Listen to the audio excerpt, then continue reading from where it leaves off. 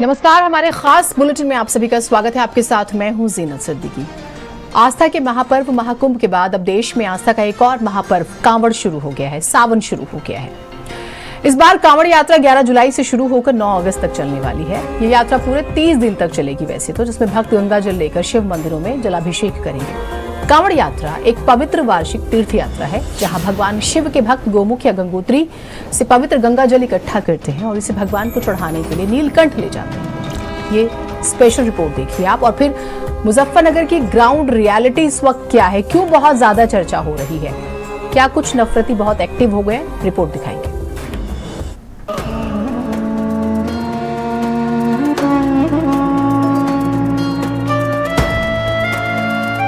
भोले के भक्तों को जिसका साल भर इंतजार रहता है, वो इंतजार की घड़ियां अब खत्म होने वाली है।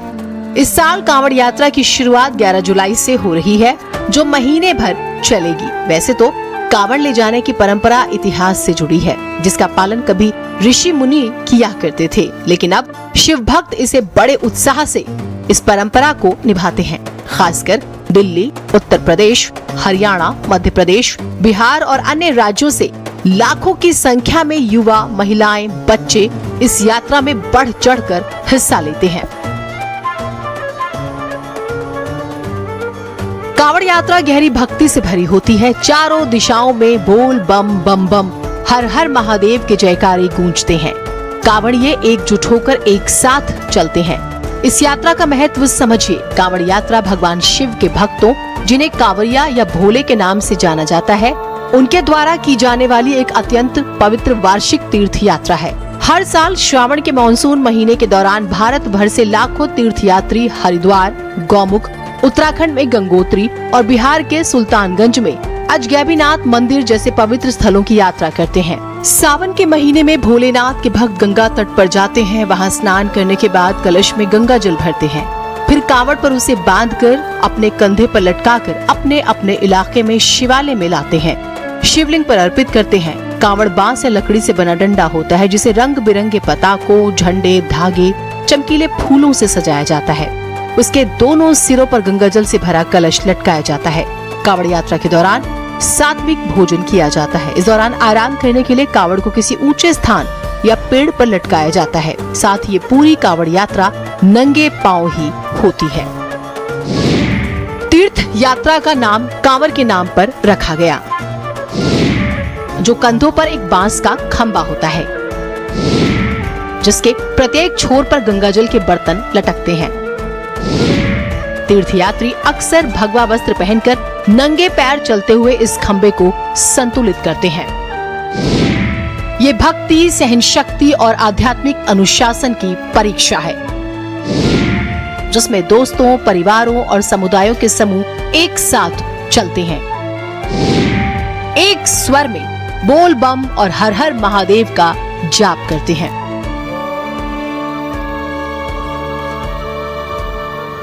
हिंदू धर्म की मान्यता के मुताबिक चतुर्मास में पड़ने वाले श्रावण के महीने में कांवड़ यात्रा का बड़ा महत्व है। माना जाता है कि शिव को आसानी से प्रसन्न किया जा सकता है। उन्हें केवल एक लोटा जल चढ़ाकर प्रसन्न किया जा सकता है। वहीं ये भी माना जाता है कि शिव बहुत जल्दी क्रोधित भी होते हैं। लिहाजा माना ये भी जाता है कि इस महीने में खासकर कांवड़ यात्रा के दौरान मांस, मदिरा, तामसिक भोजन नहीं करना चाहिए। कांवड़ को जमीन पर नहीं रखना चाहिए। ये समता और भाईचारे की यात्रा भी है। सावन जप, तप और व्रत का महीना है। शिवलिंग के जलाभिषेक के दौरान भक्त पंचाक्षर, महामृत्युंजय आदि मंत्रों का जाप भी करते हैं। कांवड़ यात्रा को लेकर यूपी भी पूरी तरह से तैयार है। कांवड़ यात्रा को लेकर प्रशासन की तैयारियां जोरों पर है। इस दौरान प्रशासन कई स्पेशल रूट डाइवर्ट करने का प्लान बना चुका है। ये फैसला भक्तों की सुरक्षा और आस्था को ध्यान में रखते हुए लिया गया है। इसमें भारी गाड़ियों पर बैन लगेगा। इस दौरान दिल्ली लखनऊ हाईवे पर dumper, truck, tractor, trolley, private bus और अन्य भारी गाड़ियों के आने जाने पर पूरी तरह से प्रतिबंध रहेगा। ब्यूरो रिपोर्ट, भारत समाचार।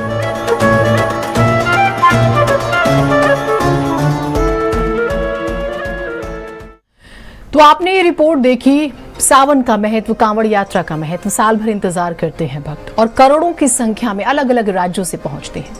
अपने आराध्य को मनाने के लिए। लेकिन हर साल ये होता है कि कुछ नफरती चिंटू एक्टिव हो जाते हैं, स्वघोषित धर्म के ठेकेदार, और फिर विवाद खड़ा करते हैं।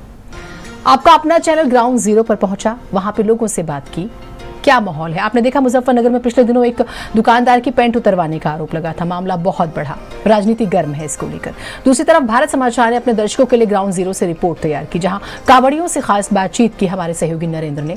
सुनिए वो क्या कह रहे हैं इस बवाल पर। पश्चिमी उत्तर प्रदेश में कांवड़ यात्रा की आधिकारिक शुरुआत तो 11 जुलाई से होगी, लेकिन अभी से करीब 10-15 दिनों पहले से ही जो दूर प्रांतों से आने वाले कांवड़िए हैं वो अपनी कांवड़ लेकर और यहाँ से निकल रहे हैं। एक ग्रुप है जो हरियाणा के रहने वाले हैं और इनके पास बड़ी कांवड़े हैं, भारी कांवड़े हैं, जिनको कंधे पर लेकर चलते हैं। ये जो कांवड़ आप देख रहे हैं, एक कांवड़ में 100 किलो से ज़्यादा जो जल है वो मौजूद है। एक जो आगे वाली कांवड़ है उसमें तो 121 लीटर जल है। तो इस तरीके से इन कांवड़ों को लेकर कंधों पर ये कांवड़िए चलते हैं और एक दिन में जो रास्ता तय होता है वो बमुश्किल 4 से 5 किलोमीटर। बड़ा लंबा टूर है, बहुत लंबा जर्नी है और ऐसे में बहुत सारी दिक्कतें, परेशानियां और शारीरिक श्रम है, और उसके साथ साथ जो मन है उसको हिम्मत के साथ बांधना पड़ता है, तब ये कांवड़ जाकर शिवलिंग को अर्पित हो पाती है। आप हरियाणा में कहाँ से हो? पानीपत हरियाणा। अच्छा, तो आप कितने लोगों का ग्रुप है? वैसे तो हम आसपास के 2 बंदे, ये 2 भाई है गोवाना साइड के। कैसे कांवड़ आप कैरी करते हैं, रोज कैसे चलाते हैं कांवड़? सुबह उठते हैं टाइम से, जैसे 4 बजे उठते हैं, नहा कर फिर जोत बत्ती करके फिर चलते हैं, तब तक छाँव रहती है, तब तक चलते हैं, फिर अपना रेस्ट करते हैं, फिर दोबारा शाम को नहाते हैं, फिर धूप बत्ती करते हैं, फिर चलते हैं। आपका क्या नाम है बोले? मेरा नाम मोनू बोला। अच्छा, आप भी हरियाणा से हो, भाई के गांव के हो? हम ये पानीपत के हैं। अच्छा, कितने लोग निकले हो वहाँ से? वहाँ से तो ही निकले थे हम। अच्छा, और बाकी ये लोग? बाकी ये यही मिले हैं। अच्छा, ये रास्ते में मिले हैं? हाँ। एक ग्रुप में नहीं है आप लोग, यहाँ आके इकट्ठा हुए हैं? हाँ। अच्छा, तो ये बताइएगा कि जैसे माहौल अगर देखें कांवड़ यात्रा का, हर साल सरकारें कोशिश करती हैं और बाकी जो यहाँ के लोग हैं वो भी कोशिशें करते हैं, कैसा माहौल है? मॉल तो जी देखो, अभी तो यहाँ मुजफ्फरनगर से पीछे था, जैसे कि रेलवे का जो अंडरपास है ना, जैसे कि बारिश आई उसमें बहुत कठिन परेशानी आपने करी है। वहाँ से तो घुटनों से पानी था, घुटनों तक पानी था। हाँ। अरे वहाँ तो कैसे से निकले? वहाँ से क्या पता, हमने 5 लोगों ने कावड़ निकाल लिया है। कांवड़ को ऊंचा करके निकालना पड़ा होगा? हाँ, ऊंचा कर। अरे तो बहुत परेशानी हुई है। बहुत परेशानी हुई है। खाने पीने की व्यवस्थाएं कैसी? अभी कोई नहीं है, अभी तो सीवर लगे नहीं है, अभी तो अपने जेब से लगा रहे हम। अच्छा, दूसरा एक यहाँ पर जो अभियान चल रहा है कि जो कांवड़ यात्रा के दौरान जो रूट रहेगा उसमें जो दुकानें हैं वहाँ कोई मुस्लिम ना हो, कोई आपका धर्म भ्रष्ट ना कर दे, कोई प्याज लहसुन वाला ना हो। हम तो ये सरकार को यही विनती करें, जैसे कि कावड़ यात्रा अब चलेगी तो ये मुस्लिम है जो ये अत्था अपना जो भी चलाते हैं उसको बंद करवाएं, पहले ही करवाएं। कावड़ तो अब भी चल रही है, अभी बंद करवाना चाहिए इसको, कि जैसे कि कावड़ से पहले ना करो, सावन में ना करवाएं, सावन से पहले करवाएं, उससे पहले करवाना चाहिए। ये असलियत है उस सरकार की, चाहे वो उत्तराखंड की सरकार हो चाहे उत्तर प्रदेश की सरकार हो। दावे बहुत सारे हो रहे हैं सिक्योरिटी को लेकर और कांवड़ियों की शुचिता बनाए रखने को लेकर। अभियान भी चल रहे हैं, तमाम टीवी चैनल और मीडिया रिपोर्ट्स जो है छाई पड़ी है, लेकिन जो असलियत है, जिनके कांवड़िए भुक्तभोगी हैं, वो ये है जो ये भाई जो भोले हैं, आए हैं हरियाणा से और ये बता रहे हैं कि किस तरीके से इनके साथ व्यवहार किया जा रहा है और जो असल माहौल है कांवड़ यात्रा का वो फिलहाल क्या है। जो आधिकारिक रूप से कांवड़ यात्रा है वो 11 जुलाई को जब सावन का पहला दिन होगा तब से शुरुआत होगी। अभी केवल मीटिंगों का दौर जारी है, लेकिन जो दूसरे प्रांतों से आने वाले कांवड़िए हैं इतनी भारी भारी कांवड़ें लेकर, उनके लिए मुश्किल ये है कि उनको इसी माहौल में अपनी कांवड़ शिवालयों तक पहुंचानी है। तो समझिए कि जितने स्वामी यशवीर महाराज और उनके जितने टीम के लोग हैं या फिर पुलिस प्रशासन के लोग हैं, उनकी क्या व्यवस्थाएं हैं और उनके जो अभियान चल रहे हैं उनका असर क्या है। कैमरा सहयोगी सानू के साथ मैं नरेंद्र, भारत समाचार, मुजफ्फरनगर।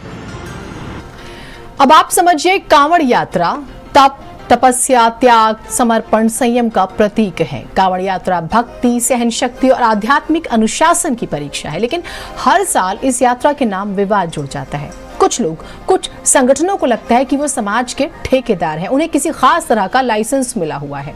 वो जब चाहे जिसकी पेंट उतरवा दे, जब चाहे जिसे चाहे अपमानित कर दे, जब चाहे जिसे चाहे पीट दे। देखिए स्पेशल रिपोर्ट।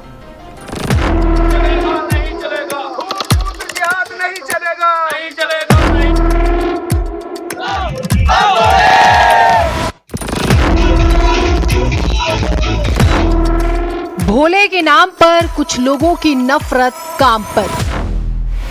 कांवड़ यात्रा बहाना, मकसद खास लोगों को डराना। समाज में पैदा हुए कुछ स्वघोषित ठेकेदार खास धर्म के दुकानदारों पर कर रहे अत्याचार।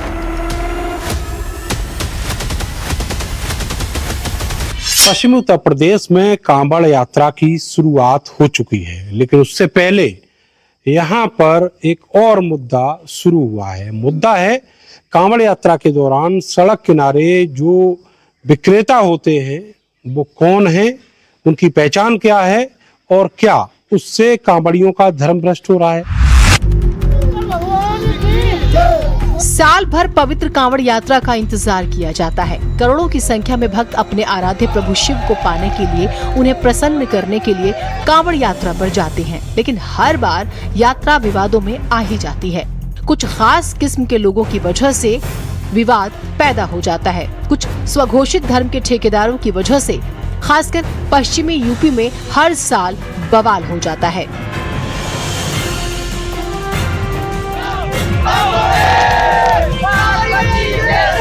इस बार बवाल की शुरुआत हुई एक वीडियो और गंभीर आरोप से, जो हमारे पास आया मुजफ्फरनगर से। बेशक कांवड़ यात्रा की शुरुआत 11 जुलाई से होने वाली है, लेकिन मुजफ्फरनगर में हंगामा हो गया।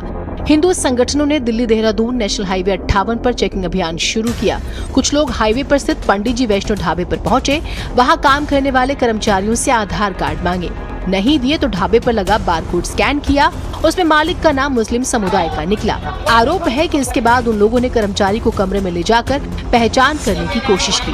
ढाबा कर्मचारियों ने बताया कि पहचान जानने के लिए हिंदू संगठन के सदस्यों ने एक कर्मचारी को कमरे में खींचकर उसकी पैंट उतारने की कोशिश की, जिससे धार्मिक पहचान की जा सके। अभी इन्होंने पैंट तारी, पहले आधार कार्ड चेक करा, आधार कार्ड है नहीं खोएगा। हाँ, अब क्या नाम मुझे नंगा करने को ये लोग बीमा चल रहा, देखो बीमा चल रहा। अच्छा बाबूजी में बीमा चल रहा। अच्छा अटैक का तरह होगा तभी। किसने करने की कोशिश की? ना वो लौंडा काला लौंडा वो अब नू देख रहे मुसलमान में क्या हो तू। मुजफ्फरनगर में स्वामी यशवीर महाराज ने ये मुद्दा कुछ दिन पहले बुलंद किया। एक वीडियो वायरल हुआ जिसमें वो अपनी टीम के साथ एक ढाबे पर पहुंचे थे और इस ढाबे के नाम को लेकर उन्होंने आपत्ति जताई, क्योंकि वो ढाबा एक मुस्लिम का था। इस दौरान एक व्यक्ति जिसका नाम गोपाल बताया गया, वो सामने आया और उसने ये आरोप लगाया कि उसका पैंट उतारकर उसका खतना चेक करने की कोशिश की गई है। इस पूरे मामले में यशवीर महाराज की टीम के जो सदस्य हैं, उनको मुजफ्फरनगर के पुलिस प्रशासन ने नोटिस जारी किया है। हुआ ये कि स्वामी यशवीर महाराज नाम के एक व्यक्ति ने हिंदू संगठनों के 500 लोगों की एक टीम बनाई। टीम कांवड़ रूट्स पर ढाबों, होटलों, दुकानों की चेकिंग कर रही है। स्वामी यशवीर कहते हैं कि हमारा मकसद साफ है, हम जानना चाह रहे हैं कि कहीं किसी मुस्लिम व्यक्ति द्वारा हिंदू नाम का प्रयोग कर व्यापार तो नहीं किया जा रहा। वैसे घटना का वीडियो वायरल होने के बाद संगठन के लोगों को पुलिस ने नोटिस जारी किया है। महाराज जी, सीजन आ गया कांवड़ का और अब आप भी फिर से चर्चाओं में हैं। पिछले साल भी आपने बहुत सारी कोशिशें की कि इन सब चीज़ों का एक नियम कायदा बन जाए। इस साल सरकार ने कोशिश भी की है, चाहे वो उत्तर प्रदेश की सरकार हो या फिर उत्तराखंड की सरकार हो। यहाँ पर ऐसे बहुत होटल, ढाबे, चाय की दुकान, मिठाई की दुकान, जूस की दुकानें हैं जो सनातन धर्म के देवी देवताओं के नाम पर या सनातन धर्म के लोगों के द्वारा चलाए जाते हैं, लेकिन उनके संचालक कोई सनातन धर्म के हिंदू नहीं होते, वे सब मुस्लिम होते हैं। और आप ही मीडिया के माध्यम से सारे हिंदू समाज को जानकारी हो चुकी है कि हिंदुओं के धर्म को भ्रष्ट करने के लिए हिंदुओं के भोजन में थूकने, मूत्र करने, गौमांस मिलाने जैसे घृणित कार्य करते रहते हैं। तो हमने विचार किया है कि वह सनातन धर्म के लोगों के धर्म को बचाने के लिए हमें अपना एक विचार समाज में फैलानी चाहिए। बेशक मुजफ्फरनगर पुलिस ने ऐसे लोगों को नोटिस जारी किया है, लेकिन स्वामी यशवीर महाराज कानून को ठेंगा दिखाते हुए कहते हैं, हम अपना अभियान जारी रखेंगे। वैसे सियासी गलियारों में इस घटना के बाद बवाल मच गया। समाजवादी पार्टी के पूर्व सांसद एसटी हसन ने कहा है कि पैंट उतरवाकर धर्म पूछने वाले पहलगाम आतंकी हमला करने वालों से कम नहीं है, जिन्होंने धर्म पूछकर गोली मारी थी। दूसरी तरफ एआईएमआईएम नेता असदुद्दीन ओवैसी ने कहा है कि धर्म के ठेकेदार ये बताएं कि वो है कौन। कानून है, सरकार है, अदालत है कौन जो उन्होंने पैंट उतरवाई। देखिए, ये धर्म के ठेकेदार नहीं है, ये देश के दुश्मनों से मिले हुए लोग हैं जो देश के अंदर शांति नहीं चाहते, जो हिंदू मुसलमान करके यहाँ की आबादी को बांटना चाहते हैं और आबादी बढ़ने के बाद देश कमजोर हो। इनका एक एजेंडा है, लोग इस बात को समझ नहीं रहे, लेकिन धर्म की आड़ में धार्मिक ब्लैकमेल करके ये सब हरकतें कर रहे हैं। किसने ये राइट दिया इनको कि ढाबों की चेकिंग करें? ये किसने इनको ये राइट दिया कि लोगों की पैंटें उतरवाएं? क्या इनमें और उन आतंकवादियों में कोई फर्क है जिन्होंने धर्म पूछ के पहलगाम के अंदर गोलियां मारी थी? ये भी एक तरह के आतंकवादी हैं और वो भी आतंकवादी थे। उनके कोई लीडर को बोले उतारो, पैंट उतारो, क्या बोलते वो लोग? एसपी के अरे क्या बात कर रहे हैं, वो जो बेचारा उसका नाम गोपाल है, क्या है तमाशा है? किसको राइट है जाके होटल में? कौन है आप बोलने वाले? किसके आप जाते कैसे होटल में? आप हु आर यू? आप पुलिस है, सुप्रीम कोर्ट ऑर्डर दिया last time, supreme court order आज भी रिलेवेंट है। आप होते कौन जाने वाले वहां पे? तुम्हारे को धरना देना है, तुम जाके धरना, तुम होटल में कैसे जाते? तुम किसकी होटल है? तो तुम होते कौन? तुम गवर्नमेंट है, तुम कानून है, कौन है तुम? मैं आपको बार बार बोल रहा हूं, ये बागोवाली, सरवट, बजीरी, ये जो मुजफ्फरनगर बाईपास पे है, 10 साल पहले सुकून से था पूरा। अब क्यों हो रहा है गड़बड़िया? बराबर कांवड़ यात्रा जाती थी, जाती रहेंगी, मगर ये लोग कौन है भाई? देखिए, पिछली बार भी माननीय सर्वोच्च न्यायालय ने इस पर अपना फैसला दिया था। अगर पुनः इस तरह की चीजों को उठाया जा रहा है तो वो सर्वोच्च न्यायालय के फैसले का अपमान है।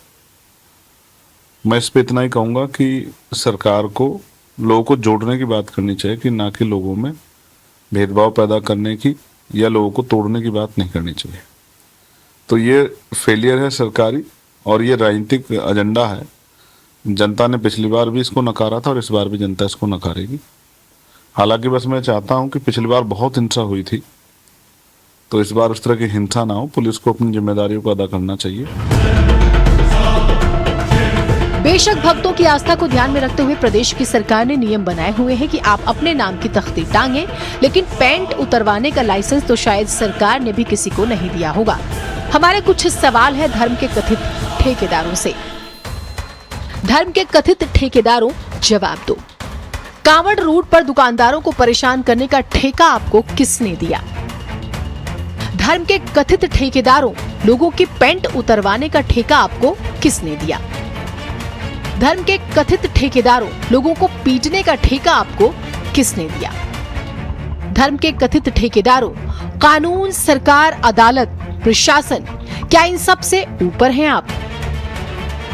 धर्म के कथित ठेकेदारों, सनातन की ठेकेदारी आपको किसने दी है? धर्म के कथित ठेकेदारों, क्या धर्म विशेष के प्रति कुंठा इस चेकिंग अभियान का मूल कारण तो नहीं है? कांवड़ यात्रा हर साल बेहतर तरीके से संपन्न हो, सरकार की यही कोशिश होती है। किसी की आस्था को नुकसान न पहुंचे, ये पूरे समाज की नैतिक जिम्मेदारी होती है। लेकिन क्यों ऐसा होता है कि हर बार कांवड़ यात्रा के दौरान कुछ स्वघोषित धर्म के कथित ठेकेदार पैदा हो जाते हैं, जो सनातन के नाम पर समाज में जहर फैलाते हैं, आग लगाते हैं, माहौल तनावपूर्ण बनाते हैं। लिहाजा सरकार को, प्रशासन को ऐसे लोगों के खिलाफ सख्त कार्रवाई करनी चाहिए। ब्यूरो रिपोर्ट, भारत समाचार। आधी रात को लखनऊ के पौष इलाके में एक हाई वोल्टेज ड्रामा हुआ, जहां राजा भैया की पत्नी भानवी सिंह अपने ही परिवार के खिलाफ धरने पर बैठ गई। मां और बहन से मतभेद, पति पर गंभीर आरोप लगाती हैं और तलाक की तलवार भी लटक रही है। इनसाइड स्टोरी क्या है, सच्चाई क्या है, देखें रिपोर्ट। लखनऊ का सिल्वर ओक अपार्टमेंट। आधी रात के करीब जब लोग नींद के आगोश में थे, सिल्वर ओक में शुरू हुआ हाई वोल्टेज ड्रामा। और इस ड्रामे की नायिका थी प्रतापगढ़ की कुंडा सीट से विधायक राजा भैया की पत्नी भानवी सिंह। भानवी सिंह ने हालात ऐसे बना दिए जिनसे निजी रिश्तों की गर्मागर्मी दुनिया के सामने आ गई। हजरतगंज के सिल्वर ओक अपार्टमेंट में अपनी मां और बहन से मिलने पहुंची थी भानवी। दरवाजा खटखटाती रही, लेकिन दरवाजा खुला नहीं। हालात काबू से बाहर तब हो गए जब भानवी ने गेट के सामने ही बैठकर धरना देना शुरू किया।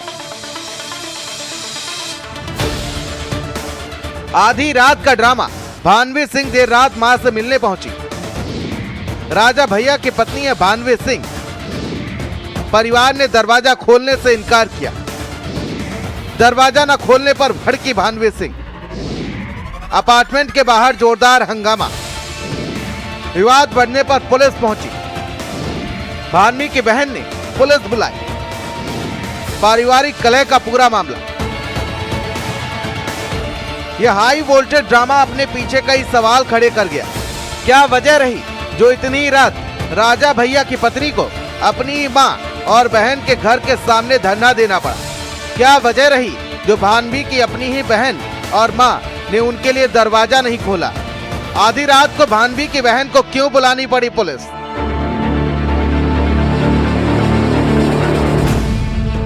आपको बता दें कि राजा भैया और भानवी सिंह के तलाक की खबरों के बीच ये भी खबर आ रही है कि दोनों के विवाद में भानवी की बहन साध्वी भी कूद पड़ी है। और तो और साध्वी ने अपनी ही बहन पर कई गंभीर आरोप लगा दिए हैं, जिसके बाद पलटवार के तौर पर भानवी ने कोई कसर नहीं छोड़ी। चलिए आपको बताते हैं कि आखिर ऐसी क्या वजह थी जिससे राजा भैया ने भानवी से तलाक मांग ली। जानिए राजा भैया पर भानवी ने क्या आरोप लगाए हैं।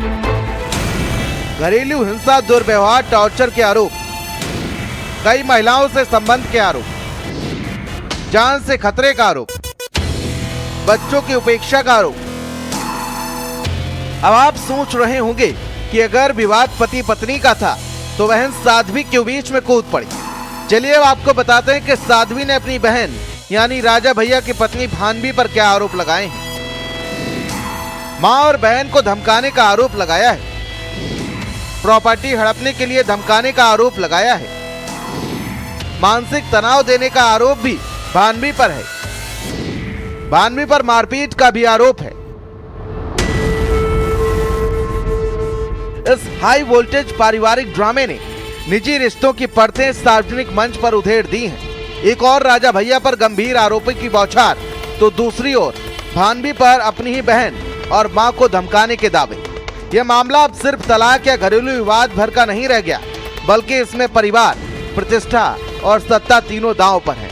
सवाल सिर्फ ये नहीं कि सच कौन बोल रहा है, असली चिंता ये है कि इस रिश्ते की लड़ाई अब समाज की अदालत में पहुंच चुकी है और इसका असर दूर तक जाता दिखाई पड़ रहा है। स्पेशल डेस्क, भारत समाचार। आगे बढ़ेंगे खबरों में। कहते हैं प्यार करो लेकिन समझदारी से। जितनी तेजी से वक्त बदल रहा है, रिश्ते जितने टेम्पररी हो रहे हैं, ये कहा जा रहा है, वरना आपको खबर बनते देर नहीं लगेगी। अगर आप थोड़े से भी इमोशनल हैं तो ओवर एक्शन नहीं करना है। रिश्तों में शक हो तो सर्जरी नहीं, संवाद जरूरी है, जिसे समझदारी से निभाया जाए, वही प्यार टिकता है, वरना अगली बार ब्रेकअप नहीं ब्रेकिंग न्यूज बन सकती है। खबर संत कबीर नगर से आई है, देखिए रिपोर्ट। प्यार में हुई लड़ाई तो हुई कट टू कट कार्रवाई। न प्यार बचा न ही भरोसे की बात। घटना हुई संत कबीर नगर में, जहां प्रेमिका को अपने प्रेमी पर हुआ शक और वो भी इतना गहरा कि सीधे चली कैची। तो जनाब, अगली बार अगर मोहब्बत हो तो पहले मेडिकल इंश्योरेंस करवा लीजिए, क्योंकि अब प्यार में मिलती है दर्द की कट टू कट कार्रवाई। चलिए आपको बताते हैं मामले की पूरी दर्द भरी दास्तां। संत कबीर नगर में एक चौंकाने वाला मामला सामने आया है, जहां एक प्रेमिका ने अपने प्रेमी के गुप्तांग पर धारदार हथियार से हमला कर दिया। थोड़ा सा नजारा सा इतना लगा है, माता रही है, हम आप देख लेनी, खोल के देख लेनी है, सारी खून की रतबा। हम पुलिस केस करवा, क्या चाहती हैं? पुलिस केस करा, नहीं तो आगे चल के हमारे लड़का के फिर उसी करिए। ये सनसनीखेज घटना उस वक्त हुई जब प्रेमिका ने युवक को मिलने के लिए रात में बुलाया। युवक की हालत फिलहाल स्थिर बताई जा रही है, लेकिन घटना ने इलाके में सनसनी फैला दी। दोनों के बीच प्रेम प्रसंग था।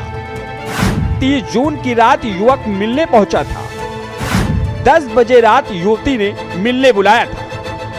दोनों के बीच लड़ाई हुई और फिर हमला। इस बात का उल्लेख किया गया है कि एक युवती जो कि मेदावल क्षेत्र की रहने वाली है, जिसे वो पहले से ही जानता था, उसे अपने पास बुलाकर उसके गुप्तांग को घायल कर दिया गया तथा परिजनों द्वारा उसे जिला अस्पताल में लाके भर्ती कराया गया है। भर्ती करने के उपरांत दवा इलाज कराकर उसे उसके घर भेज दिया गया है। प्यार करो लेकिन समझदारी से, वरना खबर बनते देर नहीं लगती। प्यार में इमोशन हो लेकिन ओवर एक्शन नहीं। रिश्तों में शक हो तो सर्जरी नहीं, संवाद जरूरी है। जिसे समझदारी से निभाया जाए वही प्यार टिकता है, वरना अगली बार ब्रेकअप नहीं ब्रेकिंग न्यूज बन सकती है। फिलहाल पुलिस पूरे मामले की जांच कर रही है। स्पेशल डेस्क, भारत समाचार। एक बड़ी खबर आपको बताते हैं, लखनऊ से आ रही है। यूपी एसटीएफ और एफएसडीए की टीम ने बड़ी कार्रवाई की है। एसटीएफ और एफएसडीए ने किराना दुकान में छापेमारी की। छापेमारी में भारी मात्रा में प्रतिबंधित इंजेक्शन बरामद हुए हैं। बुद्धेश्वर चौराहे पर श्रीहरि एजेंसी पर छापा मारा गया। इन लोगों से 1 करोड़ 20 लाख से ज्यादा के ऑक्सीटोसिन इंजेक्शन बरामद हुए हैं।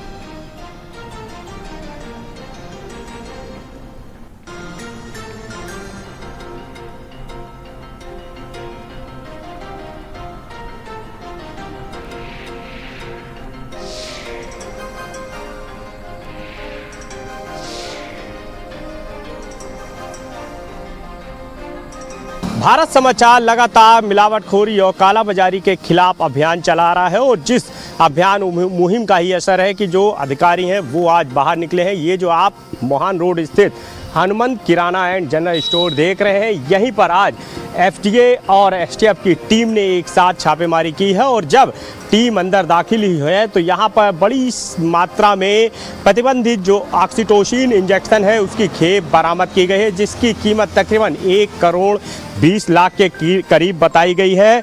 और यहाँ से 3 लोगों को गिरफ्तार किया गया है, जिसमें खगेश्वर है, अनमोल है और इसके अलावा एक और शख्स को जो है यहाँ पर गिरफ्तार किया गया है। तो तीनों की गिरफ्तारी के बाद जब उनसे पूछताछ की गई तो ये बड़ा खुलासा हुआ कि यहाँ पर जो है बिहार से ये जो खेप है वो यहाँ पर मंगाई जाती थी और इसमें मिलावट करने के बाद जो है उत्तर प्रदेश से अलग अलग जो ज़िले हैं वहाँ पर भेजा जाता था। जब एसटीएफ ने अंदर छापेमारी की तो पूरी ये जो खेप है यहीं पर अंदर जो है यहाँ पर बरामद की गई। इसके अलावा तमाम जो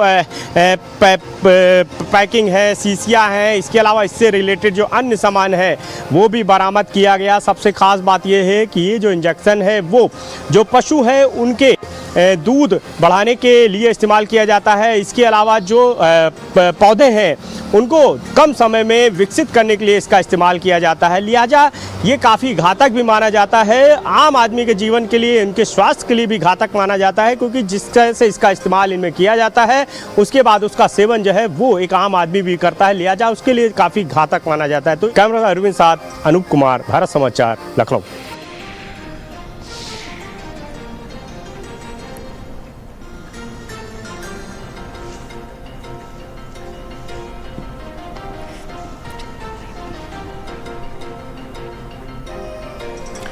और भारत समाचार की खबर का बड़ा असर हुआ है। जो हमने मुहिम चलाई थी अपने दर्शकों की, अपने लोगों की सेहत के लिए, पनीर में मिलावट के खिलाफ एक्शन शुरू हो चुका है। सहारनपुर में कई जगहों पर छापेमारी हुई है। नेशनल डेयरी, इरशाद डेयरी पर पड़ा छापा, सालिम डेयरी पर भी चल रही है छापेमारी की कार्रवाई। भारत समाचार की मुहिम के बाद प्रशासन जागा है। नेशनल डेयरी से 11 क्विंटल नकली पनीर जब्त हुआ है। इरशाद डेयरी से 51 किलो नकली पनीर जब्त हुआ है। पनीर जो है आप जानते हैं बहुत आसानी से इसमें मिलावट की जाती है। मौका कोई हो, लोग पनीर बनाना प्रीफर करते हैं, पसंद करते हैं अलग अलग तरीकों से, और इसका बड़ा कारोबार चल रहा था। सहारनपुर में एक साथ कई जगहों पर कार्रवाई हुई है और पूरे यूपी में अलग अलग जगहों से अब कार्रवाई की खबरें आने लगी हैं।